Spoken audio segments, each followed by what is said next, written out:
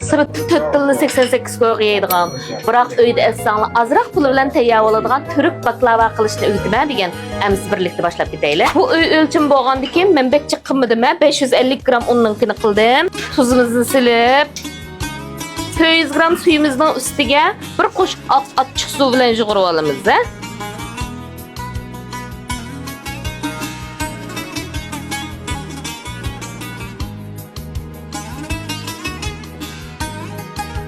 Mana bu baklavalarımızın ximirini boş lagmanning ximirida yug'urib olamiz. Mana bu holatda bir 10 minut tindirib ishlasak bo'ladi. Mana ximirimizni 10 minutdan keyin yaxshi tinib oldi. Endi mush ximirimizni 4ga bo'lib olamiz. 4ga bo'lib olgandan keyin mana shunday jumaloq holatda zo'l qilib olamiz. Bu Türk baklavalarımızı yaygan vaqtimizda cho'qim demfin ishlatamiz. Qanday demfin bo'lsa bo'ladi? Cho'qim demfin bo'lishi kerak. Mana zo'l qilib olgandan keyin yana buni davomli bir 10 minut tindirib olamiz. Ximirimizmi tinib tayyor bo'ldi. Endi yana mana demfinni jiqishlatamiz buningga.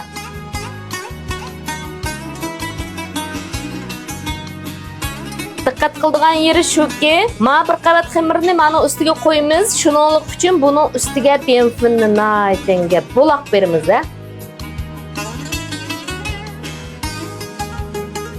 Dikkat qilishga tegishli ishlarimiz shuki, mana 4 qavat ximirni birlayamiz. Shunga buningga demfinni jiqchachimiz. Mana ximirimizni mush holatda nipiz yeyib olamiz.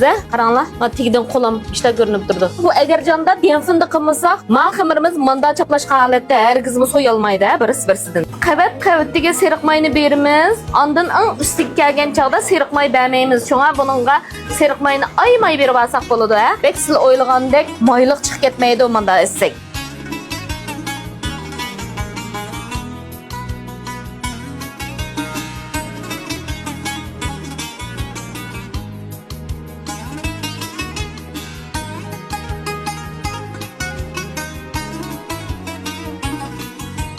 Eğer canda uyanında seriq may yo'qolib qolsa, zaytun mayini bishunda basalim bo'ladi hujma. Mana endi bu ximirimizni tutcha sekil keltirib olamiz.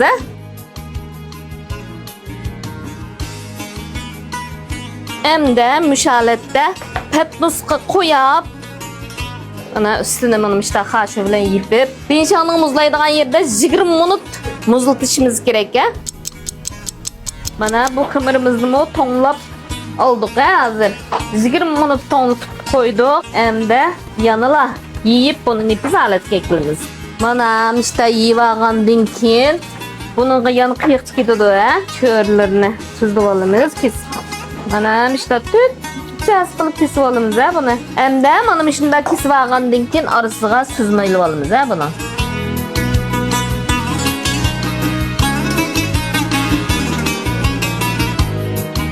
Kavşanga silip pişirip alımız. Mana bu baklavalarımızın bitti. Hem de üstüge kıyam koyumuz.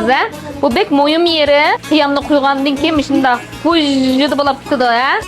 Mana shunda pistilarni qo'yib, yoki bo'lmasa yong'oqlarni qo'yib, buni qiyamga bir kecha chilab qo'yib, atganlikka chav-chavlan yesanglar. Va, nim deganda payzi. Mana baklavalarimizni bir kecha benshangning suvoq saqlaydigan yerda to'g'izib, mana va işte qiyamlar eqib turdi buning. Nima deganda payzi baklava. Men sizlarga chating banda baklava etishni o'rgatdim.